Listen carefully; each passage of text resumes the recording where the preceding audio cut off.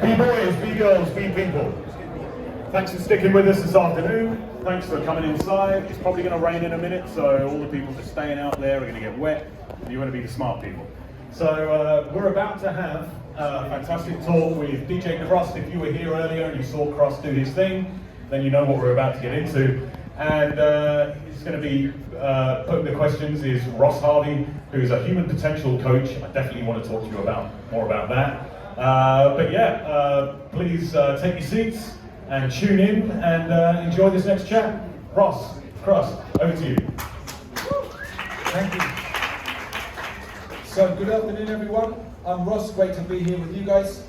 For the next little while I'll be putting some questions to the man called K. Thompson, also known as Krust.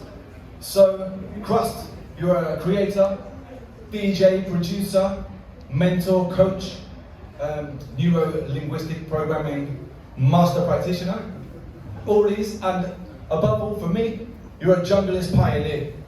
So, you're 3 decades deep in the music game right now. What is it that keeps you going?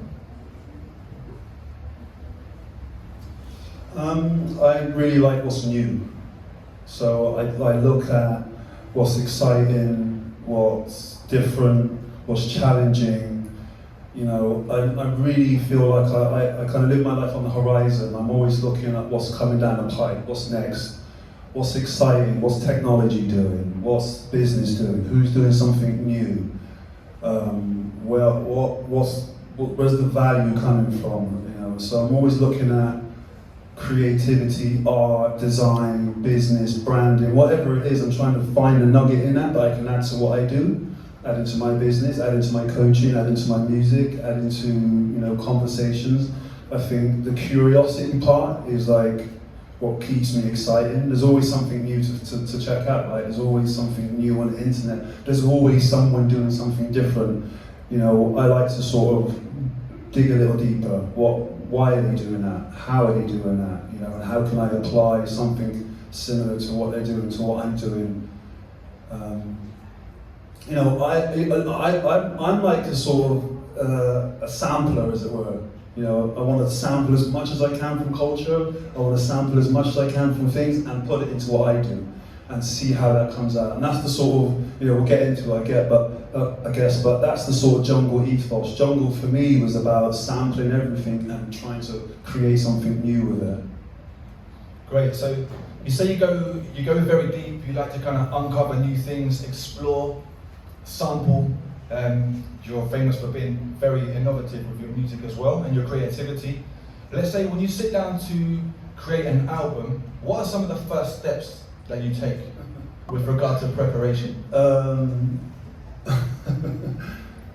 I like to just, the first thing I do is like really figure out what story am I going to tell. You know, is it like, for instance, when I made my last album, The Edge of Everywhere, I hadn't made an album for 14 years, and it was like, do people want to hear an album from me, first and foremost? Like, what have I got to say that is going to be relevant to today? So that was the first thing I had to convince myself over. So I had that conversation for a while.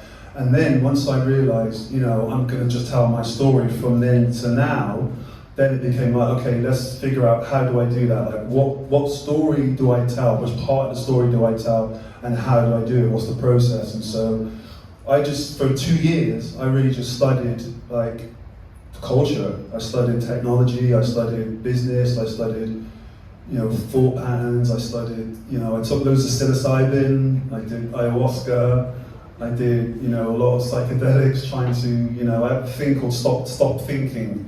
So if I'm thinking too much, I'm not in the process, I'm thinking. So I needed to sort of quiet that mind. So I found a way to, yeah, obviously psilocybin does that, right? So I did a lot of that, and then I was just journaling, walking around museums, walking around in nature, until I get the nugget. And the first nugget for me was, what was the best, for me anyway, what was the best era in music? And for me, growing up, it was the 70s. You know, I grew up listening to 70s music in my house. My brother introduced me to a lot of 70s music.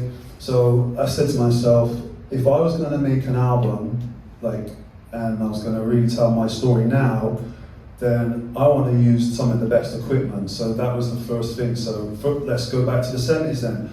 started listening again to all the records that I really liked, and then it was like, so how do these guys make these records? Where are these records being made? Started to research all the recording studios, and a few things started to come up. A compressor called the Yuri 1176, the Neve mic pre, there's a microphone, a Rhodes microphone, there was a foot pedal, and there was like 4 or 5 things that kept coming up, so I thought, that's me, I'm going to go and get those. So I went and got those things. I already had a Moog, already had an ARP, already had an ARP Selena, so I just got those serviced. And so once I had settled, well, that process took 2 years of just going over the equipment, going over second-hand shops, looking for nuggets. And so how am I gonna, it's not just enough to tell the story, I need to tell a unique story that people know as me. When I was making music back in the day, it was a lot of analog.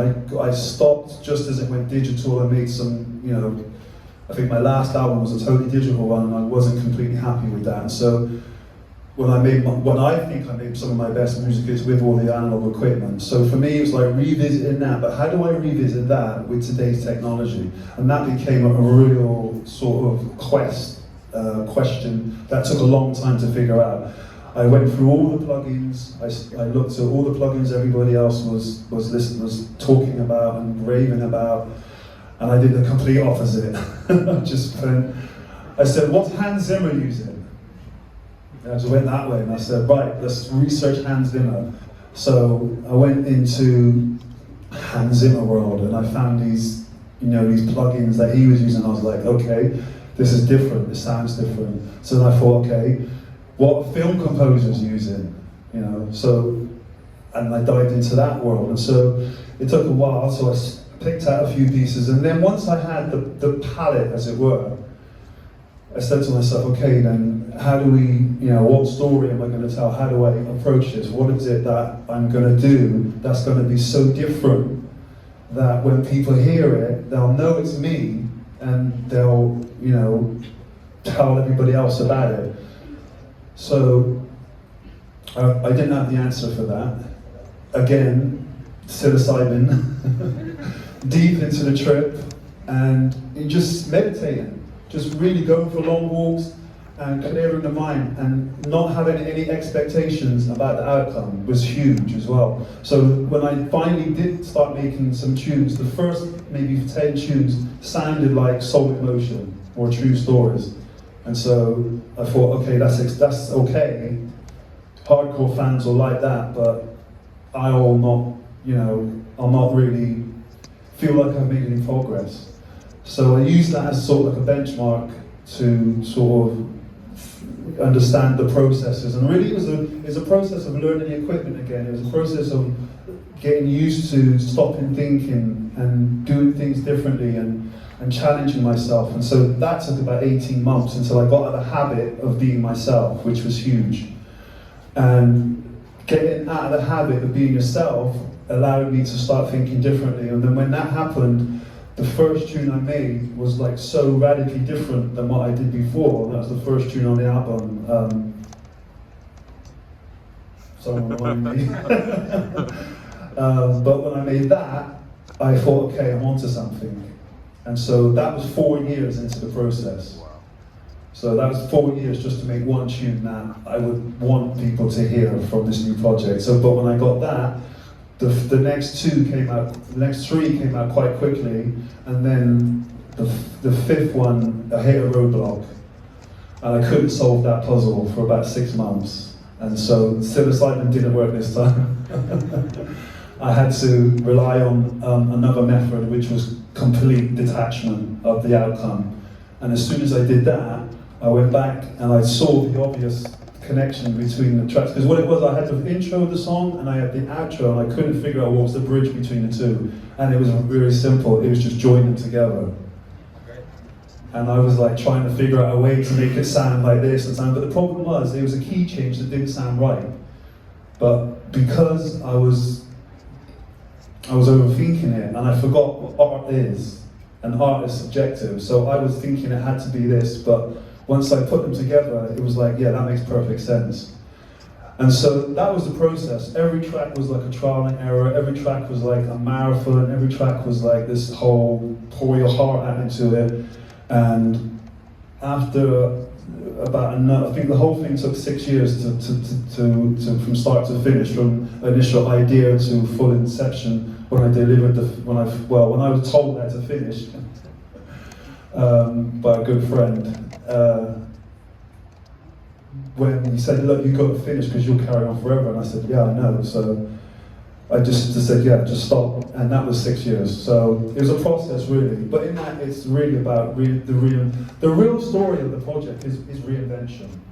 It's like, how do you reinvent yourself? How do you create something that you haven't created before, that no one had heard before?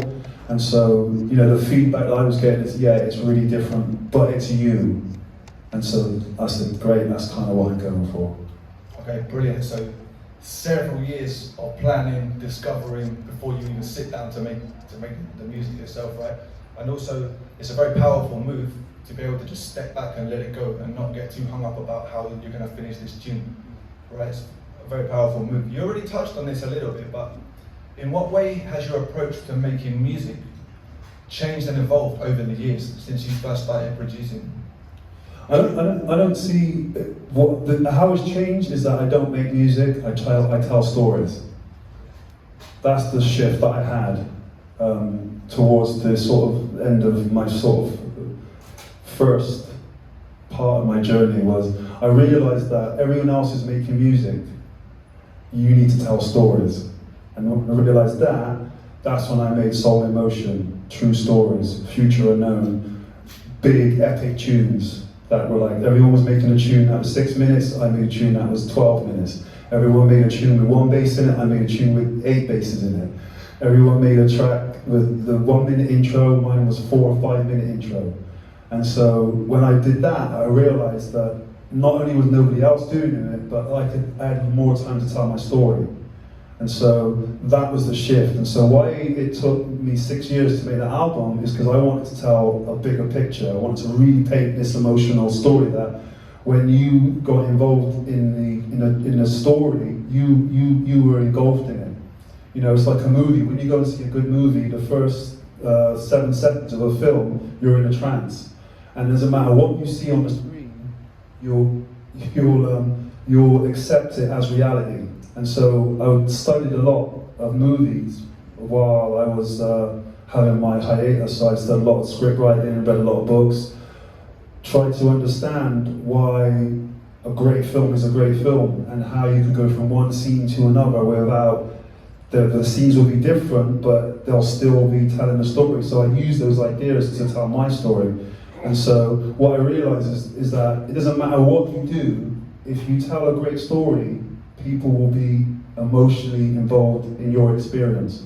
So when I realized that, I stopped trying to make music and I started to try and tell stories. And so when I tell stories, I'm telling my unique story, and that's why all my stuff sounds the way it does. That's not like anybody else, because I'm telling my story. So if you study filmmakers, like Christopher Nolan took 12 years to make Inception. Like he was writing it for 12 years, he was studying it for 12 years, he was really going deep into the whole idea of what it is to bring this complex idea to the screen so people can watch it for 2.5 hours and come out and say, what the fuck did I just see? Right? And that's what I wanted. I wanted people to listen to my album and think, what the fuck did I just hear? Like, and you don't get that when you make music, you get that when you are emotionally involved in a story. I can safely say that that's the feeling I have when I listen to your music quite a lot, or when I go watch you perform live. So for someone who goes so granular with your ideas, with regard to your preparation, your production and your stories, if you could sum up your mission as an artist, what would it be? Just be an adventurer. You know, so it's just like really recognizing that we got a short time on this planet, and I don't want to just do the same things as everybody else. I certainly don't want to do the same things as I did last week. I want to make every day count. I want to like get into the studio and have real problems. I want to know like how am I going to make this beat sound different to the one I just made? And how am I going to release it? How am I going to get people excited? How am I going to get a new show? How am I going to get a new agent? How am I going to tour America? You know, I'm thinking like this is, and I could easily do it. I could phone someone up tomorrow who I'd worked with before, but it'd be the same. And halfway through it, I'd be like, oh no, I'm bored. And so if you haven't guessed, I got a high tolerance, and I'm easily bored. If I do too many things the same, I'll switch off. And I know what I'm like. So how do you combat that? You make sure that what you do is exciting. You make sure what you do is stimulating. You make sure what you do is challenging. You make sure what you do that there's maybe it's just me who thinks like this, but I've heard a few people talk like this, but there's a high probability of failure. Like, there is a high probability that you're not going to make it, and that makes you think differently. It's like, it's all or nothing. You know, when I did this album, it was like, if this flops, that good name that you spent years creating is going to be worth nothing. And so for me, that was, you know, your name and your brand is everything. I spent a long time cultivating that, working on every aspect of it to make sure that, you know, it's worth something in the creative field. And so for me, that was the challenge. How do you keep your integrity? How do you keep authentic? How do you be original? You know, and that's what Krust as a brand stands for. Yeah, so you're clearly adventurous, right? As you're saying, right? With all your music, you have historically showed up as an adventurer with regard to, like, you won the Mercury Music Prize. That was groundbreaking back in the day with the band, with Represent. Your tunes, they last, like you said, 10 minutes, 12 minutes long sometimes. You're not afraid to push the boundaries. In fact, you seem to thrive by getting out of your comfort zone and doing things that other people don't do, or other people don't see as normal, right? You're quoted as having said, why think outside the box when you can live outside the box? So can you tell us what it's like, please, to live outside the box? Terrifying. It's exhilarating, but it's also, you know, I think there's a misconception. It's like I'm just, you know, people who say those things are just wild. I'm very calculated. You know, if I was just wild, I would have made a record in a month. I can easily do that. I can bang out 12 tracks in a month. What I'm trying to achieve takes time, planning, effort, conscious focus, you know, diligence. You know, I attack it like a NASA mission to Mars. You know, I don't leave anything out. What most people don't see is the 5.5 years of the work. Everyone sees the last 6 months when I'm on the road touring. Oh, crushed your back. Yeah, but you didn't see this 5.5 years that I had, you know, sleeping underneath my studio, underneath the desk, and so there is a method to it, and it takes conscious effort and a lot, you know, 2 years of planning before I even start. It's unheard of. You know, in our industry, I don't know anybody who spends 2 years just planning an album. I'm not talking about somebody who's actually in the studio making it. I didn't even make any music for 2 years. So that takes a lot of discipline, a lot of foresight, and to be fair, I'm only following what I see great artists out there doing. I'm seeing people who are creating great products, and I'm asking them, how do you create great products? And they say, you have to plan, you have to go into the weeds, you have to have contingencies, you have to think differently, you have to be around strategists, and you have to read these books, you've got to, the list goes on and on and on. I'm like, oh, for real, you got to do that? And my thing is, like, how do you want to be remembered? Like, what's your legacy going to be? You know, I come from the era listening to James Brown, Public Enemy, Funkadelic, you know, the Beatles, classic albums, right, from classic artists. And you can pick up any of those albums today, and they still do the same thing, right? I use those as my benchmark. So how do you want to be remembered?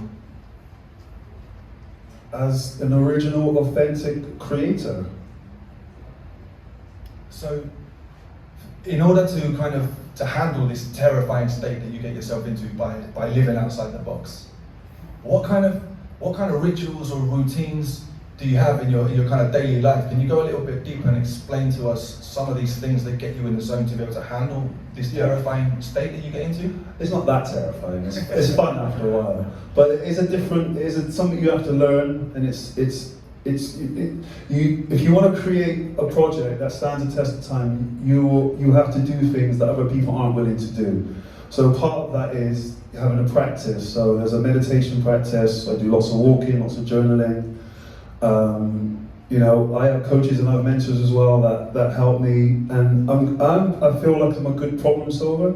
So that's part of it as well. You set yourself a challenge and then you figure out how to actually achieve it. And you use the tools. Like meditation for me has been one of my greatest teachers.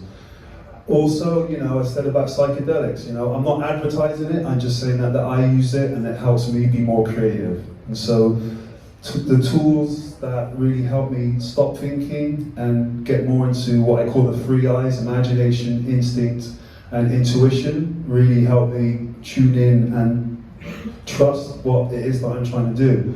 I think the scary bit is putting yourself in this unknown, is putting yourself out there continually where nobody else necessarily is doing what you're doing and thinking, how is it going to be received? Yeah, I'm an adventurer, all these things, but I'm also a human being with feelings and emotions as well. So I'm not crazy, I want to do things that aren't so far away from the culture that people just completely say, what's this guy doing?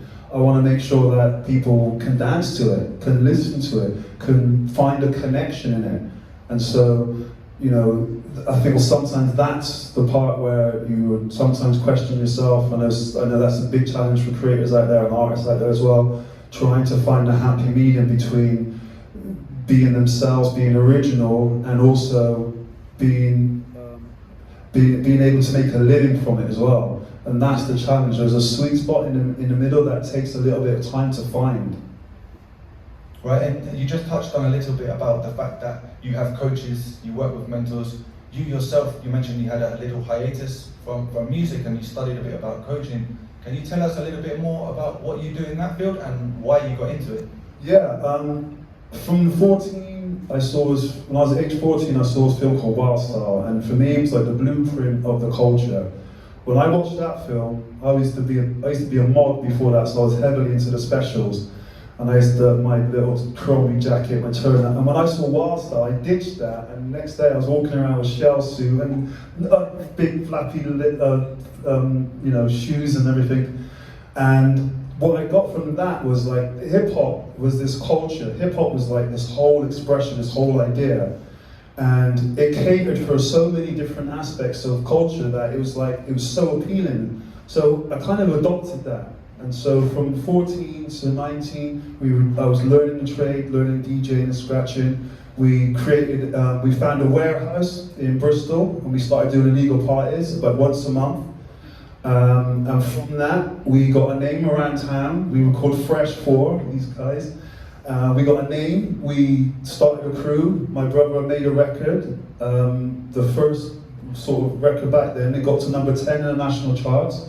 Wow. We got signed to at 19, and so it went crazy. Like, we got all these crazy stuff happening. And then at 19 and a half, they dropped us, so we were back to square one. But one amazing thing happened is that I went into a recording studio and I literally, metaphorically as well, I saw the light. I went in this room and I saw these big speakers and I just knew that. So my first time I had that feeling is when I watched Wild Style. I knew I was going to do that. The second time it happened is when I went into the studio. It was like, I know I'm going to do this. I don't know how, I'm going to figure it out. So when we got dropped, we came back to Bristol. I spent the next 3 years learning how to use the equipment. From there, about 2 years later, I was hanging out with Ronnie. I was hanging out with Di, hanging out with Sub. We were all making music together. There was a thing, we would go to a free raves. So then if you guys know, back in England back then, there were lots of free raves. You'd get a phone call, or a piece of paper, you have to go to a phone box and you call the number and they tell you what a rave was. So Thursday night or Friday night, you go to these raves and you stay there all weekend, doing whatever you're doing. And so we did that for 2.5 years, but while we were there, I was researching the music.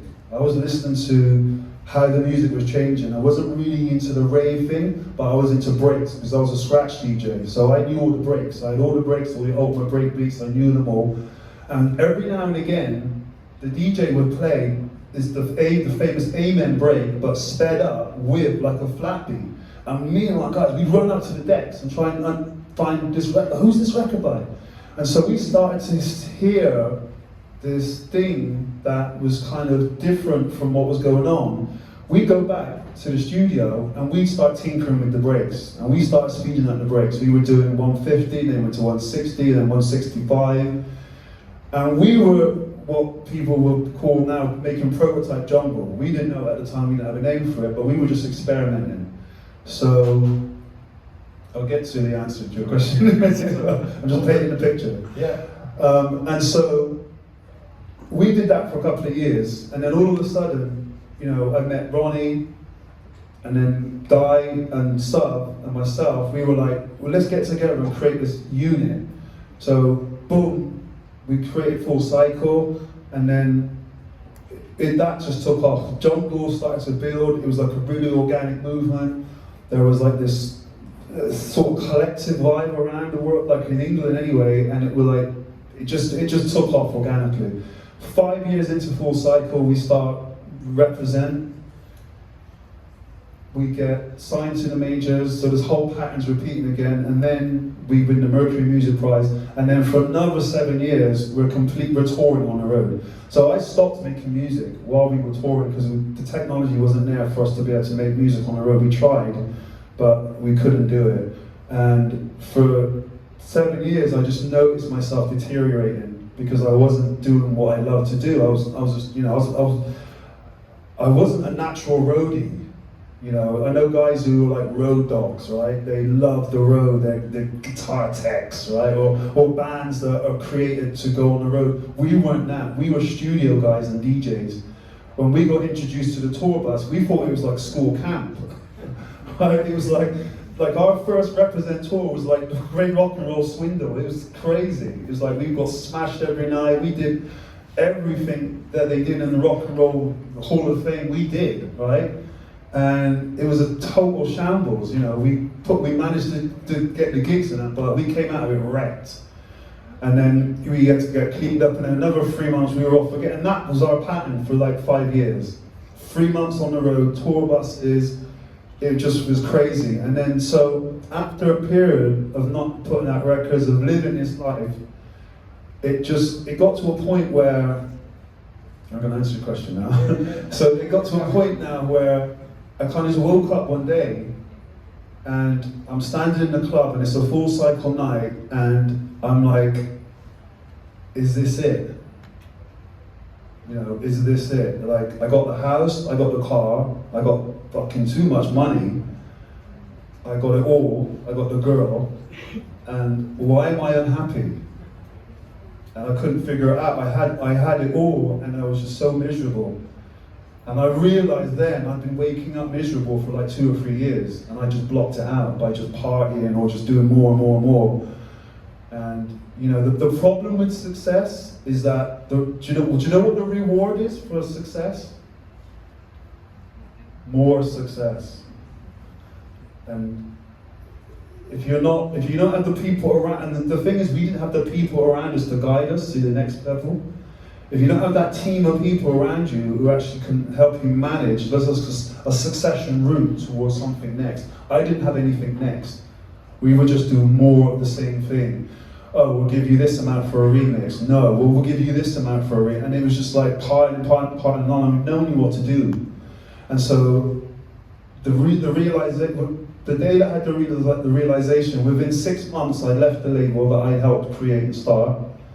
Within a year of that, I lost everything because I wasn't working, I wasn't putting out records, and then my career was totally non-existent. And then one day, I was just sat at home, and I remembered I had this out-of-body experience when I was 19. I was lying in bed, And 1 minute I'm on the ceiling, next minute I'm looking at the roof, and the next minute I'm looking at planet Earth. And I just said to myself, so where's that guy gone? I said, where's that guy? And that was the start of the journey. You know, I found a book online, the internet had just sort of came out then, and I had one of those, you know, those Apple bubbles, the blue ones? Remember those, Apple Macs? Yeah, on computers. Yeah, I had one of those, and I printed out this whole book. And I got to remember the name of this book, I will remember it. But I read this whole book in one night, and I'd never read before. And I just consumed this book, and I've been a voracious reader ever since. But when I read that book, I could see the pattern, I could see myself in it, and it made total sense. And then I read another book, and then I started to practice, I practice, and then I just noticed little changes, and then I just spoke to someone about it. They just noticed, I said, hey Kay, something different about you. I said, yeah, I've been reading these books, and I've been doing this stuff, and they said, what's that? So I just tell them. And then they changed, and they told somebody else, and it just spread like that. And then eventually, people kept saying, you know, you need to do something with it. And I said, okay, yeah, I will do. And then one of the things that I remember is that when we were touring this full cycle, people kept coming up to me and saying, oh, how did you become a DJ? How did you start a label? And I'm like, how do you not know how to do that? Because I did it so naturally from a young age. That's all I learned how to do. When I started, I was hanging out with people that did that, and everybody in that circle knew, we were all learning together. So when I learned to use Cubase, we went around to a guy's house, was a guy named Charlie Cheese. So we went around to his house, and he's like, we all had the phone call, it's like, you gotta come round to Charlie's house, he's got this new program called Cubase. It's like, Cubase, what does that do? He goes, it's the next lick. So, oh, I'll be there. So we go around to his house, and there's about 10 of us huddled around this guy as he shows us how to use Cubase. And I was like, my God, we have to do that. I mean, so he gave us all of this, and that revolutionized. Does anybody here remember Cubase back in the day, Atari ST? Do you remember how that revolutionized making music? Like, that was the whole thing. So, yeah. So you kind of slammed on the brakes a little bit on the touring life, took a step back, learned a lot, dived into a few books, and it sounds like people were approaching you because you're already a little bit further down the line than them with regard to DJing. And you can't hide who you are at the core level. It comes out when you least expect it. So when I was miserable and unhappy, you know, I was walking around looking at my feet. You know, when I started to do the work, and that's what we call it, like the work, you shine. You just naturally shine, and there's something different about the way you walk. So can you tell us more about kind of the effects that this change had on you, and this learning and this self-development as an artist and as a person? I was happy. It just made me happy, made me feel like I had more to give. You know, the music that I was making before then wasn't really doing anything. It wasn't next level, it wasn't representing. And so when I didn't make music for a while actually. It took probably about 7 years before I started making music from that point of view. And that last album, the one I just did, that would be the sort of the product from my whole learning. I applied everything that I was teaching this morning and that I teach people. I applied that 110% into that new project, even the way that I released it, how I got it signed, how I took it to the next level, and everything. And so I think when someone was talking about vision boards and mind maps earlier, and I look back, I went back to the studio because I changed, and I found my vision board for the project, and I looked at it, and everything that I'd written on the vision board I'd got, except for touring. And that's because of the pandemic. Right. So the work is about getting clear on what it is that you want to achieve. What I wanted to do is I just wanted to feel good again. I wanted to get away from the environment that I was in, and I wanted to create something new. So I set about creating a new brand. So I created this thing called Disruptive Patterns, where I was teaching people. That was the first thing. I was doing podcasts, I was doing talks, I was doing some more workshops. and that was fine. And then I started tinkering again in the studio, and then I started to just kind of, you know, live my life through this practice. And then I started to work with bigger brands, corporates, started to see a shift, the brand and the idea and the name got out. This was quite early, like maybe 10 years ago. No one was really doing this in the industry. There was no one really. It was like, you know, people saying you're a life coach. It's like, I'm not a life coach. I don't know what I was, but I wasn't trying to help coach people's lives. I knew that I was trying to get people back into their authentic self, their creativity, and their lines were blurred, so for want of a better word, that's what they were saying. And so, you know, I just knew that there were so many people who were going through the same thing as I was going through who didn't want to talk about it. And that was one of the stigmas that our music business has. You know, you're suffering silence. It's not cool to admit you got a problem, especially for men as well. And so a lot of people that I was talking to, secretly they were coming up to me, oh man, that thing you're doing is all right. So you want to do something? No, it's not for me. Not, you know, really? And like now, the last pandemic, I did nearly 2.5 years of Facebook Lives. And when I just did Glastonbury this year, so many of the DJs came up to me and said, yeah, man, I was living off of that. So I'm like, I'm not surprised. Like, it's for us. I'm one of you guys, you know what I'm saying? Yeah, so what you do has clearly got an impact on those around you and throughout the whole scene as a whole. So if we're going to just fast forward a little bit, let's look towards the future. Right, I know that you love future thinking. Technology is important. How do you think technology and the development within the music industry, the technology we have, how's that affecting you as an artist? I would say it's exciting. You know, I'm really exploring the whole Web3 thing, the blockchain, the NFT space. I think that is going to be huge for us when we figure it out. I don't think it's there yet. I think the ideas need 2 to 3 years of more development. But yeah, I mean, that's going to provide a whole nother level of, you know, value for creators and for the industry. You know, it's just exciting. I think we're in the wild, wild west again. That's what it feels like to me. No one really knows what's going on, so anything can happen. I think you just got to try something. You know, I'm learning about Web3 and blockchain and NFTs. It's a minefield, but something will come out of it. You know, I'm trying to understand coding as well. Something will come out of it. Something, I'll be able to extrapolate something out of that I can use in my music or on a course or on some form of communication. I feel you just got to go out and be adventurous. You know, you can't break the internet. True. Lots to learn and nothing to lose. Yeah. So look, just finally, I'd like to ask one last question just before we wrap this up, right? So, if there was one piece of advice that you could go back in time and give to your younger self as you commenced your career in the music industry, what would it be?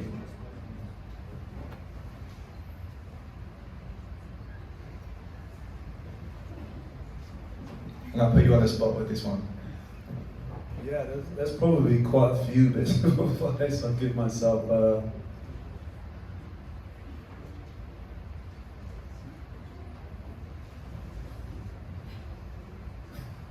You can throw something out there if you want. Yeah, I mean, probably just relax a bit more, enjoy the ride a bit more.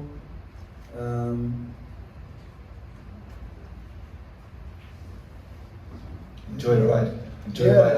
I think it's about enjoyment. I feel like I was working a lot. I feel like now I'm having fun. Now I really feel like I enjoy what I do. And work's work, but it's more fun type of work. Yeah, make it more enjoyable. Make the ride more enjoyable. It's a long fucking ride. Make it enjoyable. Brilliant. Well, thank you very much, Kay. It's been a pleasure. Thank you, everyone, today.